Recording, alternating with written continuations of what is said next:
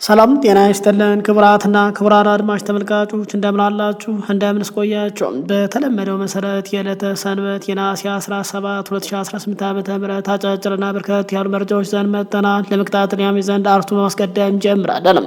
በሀገሪቱ የፖለቲካና ወታደራዊ ምህዳር ውስጥ ማንም ያልጠረጠረውና ያልጠበቁ ክስተቶች በፍጥነት እየተከናወኑ ቀጥለዋል። የጠቅላይ ሚኒስትር አብይ አህመድ ከህዝብ እይታ መሰወር በየቦታው ተጧጥፎ የቀጠለው አስገዳጅ የወጣቱ ታፈሳና የጽምዶ ኃይል ወደ አዲስ አበባ የሚያደርጉት ጥምር ዝግጅት ተጧጥፎ ቀጥሏል። ሀገሪቱ ወዴት እየመራች ነው? በዚህ ወሳኝ ሰዓት ከጀርባ ምን እየተካሄደ እንደሆነ የሚያስደነግጡ አዳዲስ መረጃዎች ወጥተዋል። በተለይ ጠቅላይ ሚኒስትሩ ለ12 ቀናት ያህል ከሚዲያና ከመድረኮች የጠፉበት ለምንድን ነው?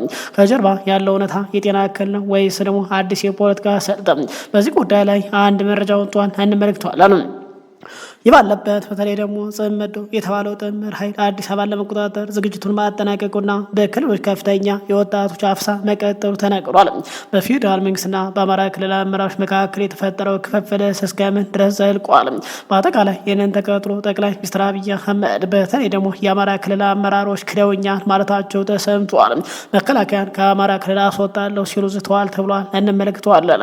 እነዚህንና ያልተሰሙ በርከት ያሉ መረጃዎች ዘንድ መጠናል። እስከ ፕሮግራሙ ፍጻሜ መረጃውን ላይክ ሼር እያደርጋችሁ በድጋሚ አብረን እንቆይ።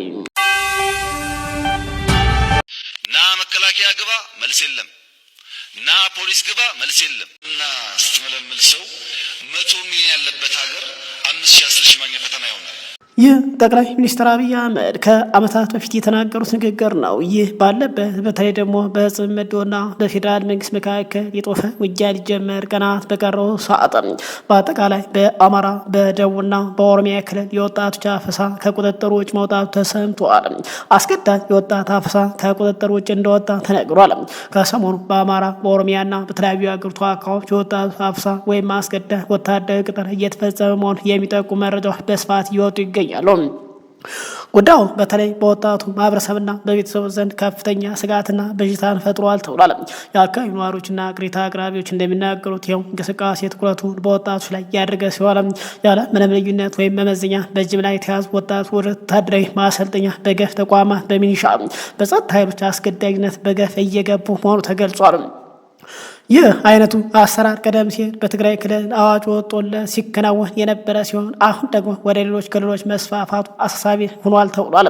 እንደ አጋጣሚ ሆኖ ይህ ክስተት እየተፈጸመ ያለው በትግራይ ክልል የሚንቀሳቀስ በምርጫ እውቅና የተነሳው ህወሓት ከኤርትራ መንግስትና ከሌሎች አጋር አካላት ጋር በመሆን በፌዴራል መንግስት ላይ የጦርነት ዝግጅት እያደረገ መሆኑ ይፋ ባደረገበት ወቅት ነው። መንግስት በበኩሉ በቂ ዝግጅት እንዳለውና በቂ ኃይል ማሰማራቱን የሚጠቁሙ መረጃዎች ቢኖሩም የዚህ አስገዳጅ ወጣት ስብስብ አጠቃላይ ትክክለኛ ዓላማ ምን እንደሆነ ግልጽ አለመሆኑ ህዝቡን ግራ አጋብቷል፣ አስደንግጦታል ተብሏል። ከኦፊሻላዊ ባልሆነ የክልል ምንጮች የተገኘ መረጃ እንዳመላክተው ወጣቶች ስልጠናው ወስደው በአካባቢያቸው ሚኒሻ ሆነው የሰላም ጸጥታ ጥበቃ ስራዎች እንዲያከናውኑ ታስቦ እንደሆነም ይነገራል። ሆኖም ግን እስካሁን ድረስ ከመንግስት በኩል ይህንን አሰራር አስመልክቶ የተሰጠ ህጋዊ መግለጫ ሆነ ማብራሪያ የለም። በተለይ በኦሮሚያ እና አማራ ደቡብ አሁን ወጣቱ ወደ ስራ መግባት መቸገሩ ተነግሯል። ወደ ስራ በገባበት ሁሉ አፈሳው ከአቅም በላይ በመሆኑ በርካታ ወጣት ወደ ስደት አሊያ ወደ ጫካ በመግባት ላይ መሆኑ ተገልጿል። በየቦታው እናቶች ተሰብስበው ሲያለቅሱ ማየት የተለመደ ሆኗል። አጠቃላይ አፈሳው አሳሳቢ ደረጃ ላይ መድረሱ ይነገር። በዚህ አፈሳ ውስጥ በተለይ ደግሞ ህጻናት ገና 13 14 ዓመት ልጆች ጭምር መታፈሳቸው በርካቶች በማስደንገጥ ላይ ሲሆን በተለይ ደግሞ አብዛኛው ተማሪዎች መሆናቸው ተነግሯል። ከሚታፈሱ ወጣቶች መካከል በርከት ያሉ ዘንድሮ 12ኛ ክፍል ተፈትነው ያለፉ ጭምር እንዳለበትም እየተነገረም ይገኛል። በሀገሪቱ የፖለቲካና የወታደራዊ ምህዳር ውስጥ አዳዲስና ያልተጠበቁ ክስተቶች በመካሄድ ላይ ይገኛሉ። ፌዴራል መንግስቱ በየቀኑ ጽምዶ ሊመጣ ነው እያለ ሰፊ ዶክመንታሪ ሲሰራ የከረመው የጽምዶ ኃይል አሁን በበርካታ ቦታዎች መጠነ ሰፊ ጥቃት ሊፈጽም ጫፍ መድረሱ የሚያመላክቱ መረጃዎች በመውጣት ላይ ናቸው። አሁን ስለ ጽምዶ አዳዲስ መረጃ ተሰምቷል። መረጃው እንዳመላክተው የጥምር ኃይል በቅርቡ በበርካታ አቅጣጫ መጠነ ሰፊ ወታደራዊ እርምጃ ለመክፈት ዝግጅቱን አጠናቋል ተብሏል። በተያዘው መረጃ የህወሓት ኃይል ወደ ደቡብ አቅጣጫ ከፋኖ ኃይሎች ጋር በመሆን ወደ አዲስ አበባ የመገስገስ እቅድ ማውጣቱ እየተነገረ ይገኛል። ነገር ግን የወልቃይት ጉዳይ ምን ይሆናል የሚለው ጥያቄ መነሳቱ አልቀረም። እንደ መረጃዎች ከሆነ የወልቃይት ጥቃት በሚከፈትበት ወቅት የአማራ ህዝብ እንዳይወዛገብና ወደ አገዛዙ እንዳይወቀድ የወልቃይት አገዛዝ ከወደቀ በኋላ በጠረጴዛ አጠቃላይ የፌዴራል አገዛዝ ከወደቀ በኋላ በጠረጴዛ ዙሪያ በሰላም ለመፍታት ስምምነት ላይ ተደርሷል ተብሏል። በሌላ በኩል ከጽምዶ ኃይል ጋር በተያያዘ ጭቃጫጭ ጉዳዮችም እየተነሱ ይገኛሉ። የመጀመሪያው ተከዜ ዘብ ከአገዛዙ ጋር ሆኖ ወደ ትግራይ ጥቃት ቢከፍትስ የሚለው ሲሆን የኤርትራ ጦር መስመሩን ሙሉ በሙሉ እንደሚዘጋው ስምምነት ላይ መደረሱ ተነግሯል። በተጨማሪም የህወሓት የአፋርና የፋኖ ኃይሎች በጋራ ወደ ደቡብ በመገስገስ የጅቡቲ መስመር ለመዝጋት ማቀዳቸው ተነግሯል። በተጨማሪ በኦሮሚያ የሚገኘው ፋኖና የኦነግ ኃይል በተመሳሳይ ወደ አዲስ አበባ ጉዞ ይጀምራሉ ተብሏል። በዚህ ወታደራዊ እንቅስቃሴ አዲስ አበባና የደብረ ዘይት ወታደራዊ ቤዞች በሚሳይል ሊመቱ እንደሚችሉ መረጃዎች ጠቁሟል። ሁለተኛው አጨቃጫቂ ነጥብ ደግሞ ከአገዛዙ ጎን የሚቆም የፋኖ ኃይሎች ካሉ የሚል ሲሆን እነዚህ ኃይሎች ባሉበት እንዲቆም መንገድ እንደሚዘጋባቸውና የሚተናኮሱ ከሆነ እርምጃ እንደሚወሰድባቸው ተገልጿል። በዚህ መሰረት አዲስ አበባ በጽምዶ ኃይል ቁጥጥር ስር ልትወድቅ እንደምትችልና አስፈላጊ ከሆነ የሱዳን ጦር ድጋፍ ሊያደርግ እንደሚችል መረጃው አያይዞ ገልጿል። ይህ በእንዲህ እንዳለ ሀገር ውስጥ ያሉ ኃይሎች ህወሓትን ጨምሮ በጋራ ጥምር በመስራት በመንግስት ላይ ከባድ ጥቃት ለመሰንዘር እየተዘጋጁ ነው መባሉ ተቀጥሏል። ከፌዴራል መንግስት በኩል ጠንካራ ምላሽ መሰጠቱ ተሰምቷል። መሰረት ሚዲያ እንደዘገበው ከሆነ የብልጽግናው ፕሬዚዳንትና የሀገር ውስጥ ጠቅላይ ሚኒስትር አብይ አህመድ ባለፈው የባህር ዳር አየር መንገድ ማስፋፊያ ለመመረቅ በሄዱበት ወቅት ከአማራ ክልል ከፍተኛ አመራሮች ጋር ባደረጉት ዝግ ስብሰባ ላይ ጠንካራ ያለ ማስጠንቀቂያ አስተላልፈዋል ተብሏል። ጠቅላይ ሚኒስትሩ ይህንን ጽምዶ የተባለ ኃይል መከላከያ ሰራዊት ብቻውን ሊፋለመው እንደማይችልና አቅሙም እንደሌለው ገልጸው የአማራ ክልል በርካታ ሚሊሻ ፖሊስና አድማ በተና ወጣቶች በሰፊው መልምለው እንዲያዘጋጅ መመሪያ ሰጥቷል ተብሏል። አክለው ይህ ካልሆነ መከላከያ ክልሉን ለቆ ይወጣል፣ ያኔ በ24 ሰዓታት ውስጥ ክልሉ በፋኖ ቁጥጥር ስር ይወድቃል፣ ከዛ መሄጃ ስለማይኖራችሁ በፋኖ ኃይሎች ትማርካላችሁ በማለት ለክልሉ ርዕሰ መስተዳድር ለአቶ አረጋ ከበደ ከበድ ያለ ማስጠንቀቂያ ሰጥቷል ተብሏል። ይህ ተከትሎ በፌዴራል መንግስትና በአማራ ክልል አመራር መካከል ክፍፍል መፈጠሩን ተናግሯል። በሁለቱ መካከል መተማመን እንደጠፋ ነው የተነገረው። በተለይ ደግሞ ጠቅላይ ሚኒስትሩ መከላከያውን ቢያስወጡትስ በሚል በአማራ ክልል አመራሮች ጭንቅ ውስጥ መግባታቸውም ተነግሯል። ከዛም አልፎ ጠቅላይ ሚኒስትሩ በውጭ ሚዲያ ላይ አማራው አረጋ በአጠቃላይ አረጋ ከበደን የመሰለ መሪ አያገኝም በማለት ቢያሞግሱት በውስጥ በሚደረግ ስብሰባና ግምገማዎች ደግሞ አቶ አረጋ ከበደ በክልሉ ያሉ የወረዳና የዞን አመራሮች አሳመፀ፣ አጠቃላይ አመራሩም ከፋኖ ጋር እየሰራ ነው በሚል ትችት መሰንዘራቸው ተነግሯል። ጠቅላይ ሚኒስትሩ በርካታ የአማራ ክልል አመራሮች ወደ ፌዴራል በመውሰድ ደብዛቸው እንዳጠፍቷል። አቶ አረጋን በተመሳሳይ በምን በሚል ወደ አዲስ አበባ ወስደው በምትጋጫው አዲስ አበባን ፊንፊኔ በማለት በይፋ የጠሩት አብዱ ሁሴን ለመተካት ማሰባቸውም እየተነገረ ይገኛል። ሌላው የጠቅላይ ሚኒስትር አብይ አህመድ መጥፋት ወይም መሰወር በርካታዎችን እያነጋገረና አዳዲስ መረጃዎች እየወጡ ይገኛሉ። ጠቅላይ ሚኒስትር አብይ አህመድ መሰወር ተከትሎ በርካታ መረጃዎች በየቀኑ በመውጣት ላይ ናቸው።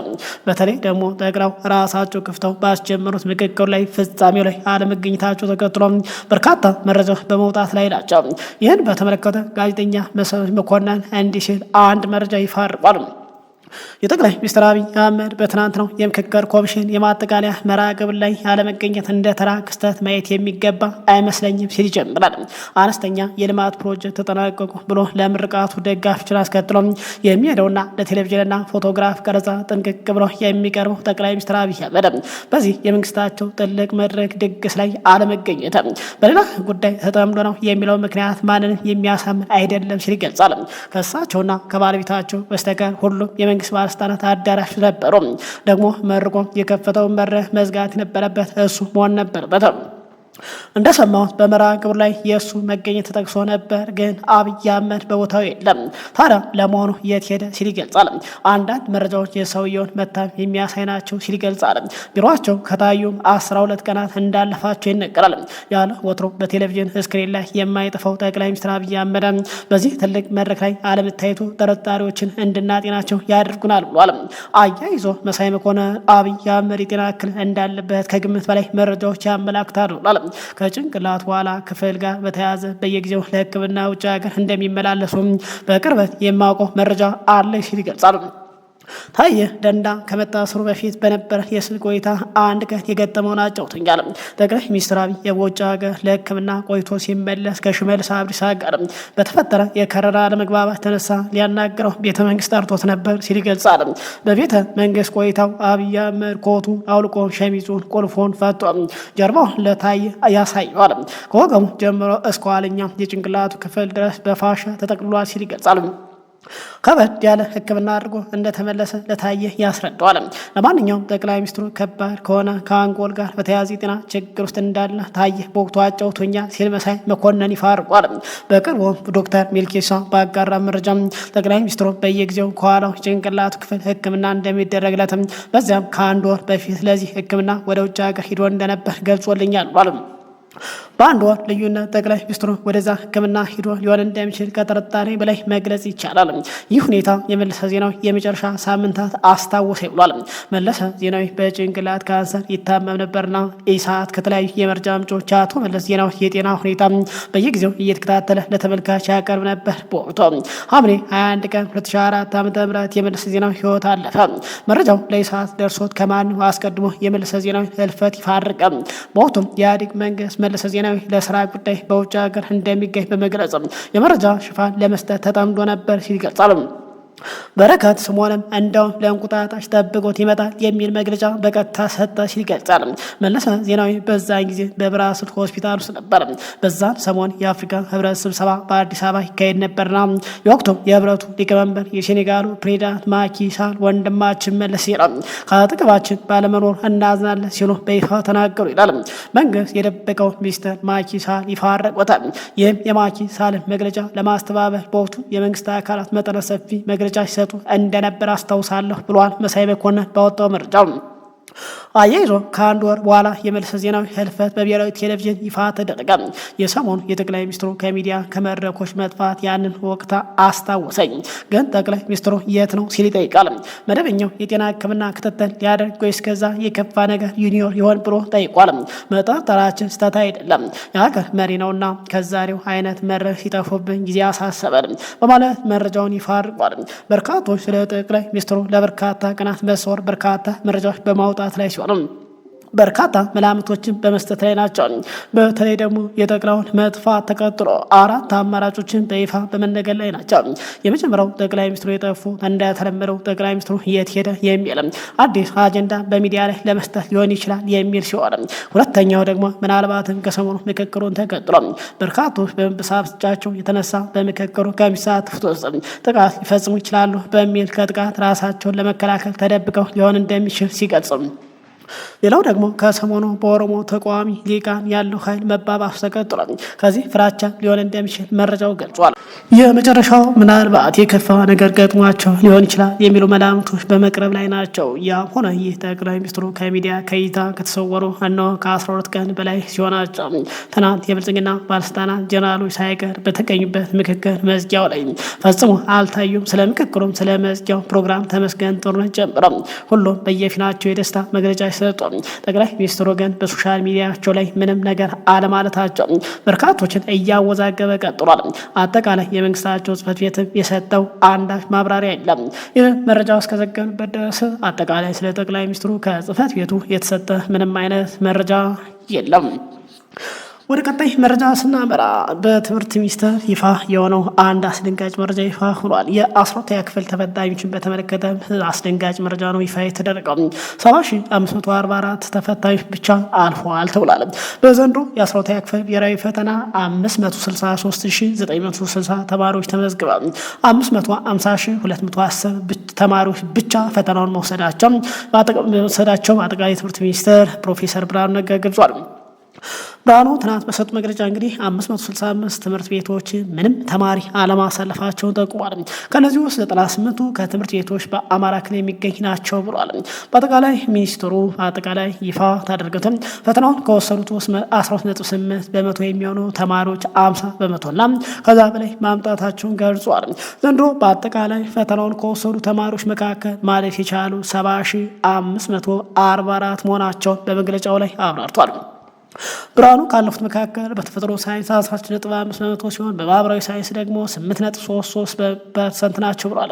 በተፈጥሮ ሳይንስ ወንድ 590.6 ከ600 ከአዳማ ኦዳ ስፔሻል ቦርዲንግ እንዲሁም ከሴት ደግሞ 580 ከ600 ሲሆን በአማራ ክልል ከእንጅባራ አገው ምድር ትምህርት ቤት መመዝገቡን አብራርተዋል። በተመሳሳይ መልኩ በማህበራዊ ሳይንስ ወንድ 576.2 ከዱዶላ ኤፋ ቦሮ ትምህርት ቤት በሴት ደግሞ 569.1 ከቦሌ ሱፐር ሆሊሴር ትምህርት ቤት መመዝገቡን ገልጿል። ዘንድሮ ካለፉት ዓመታት ውጤት ጋር ሲነጻጸር የተሻለ ተማሪ ቁጥር ያለፈ በመሆኑ የምንቀበለው የሪሚዲያል ተማሪ ቁጥር ይቀንሳል ሲሉ ገልጿል። የማለፊያ ነጥብን በተመለከተ ግን መቁረጫ ነጥብ ወደፊት የሚገለጽ ይሆናል ያሉት ሚኒስትሩ ተማሪዎች ውጤታቸውን ከሰኞ ጠዋት ወይም ማክሰኞ ከሰዓት ጀምሮ መመልከት ይችላሉ ሲሉ አስታውቀዋል። በውጤታቸው ላይ ቅሬታ የሚኖራቸው ከሆነ 5-6 ቀናት ቅሬታ የማቅረቢያ ጊዜ እንደሚሰጣቸው ይፋርቋል።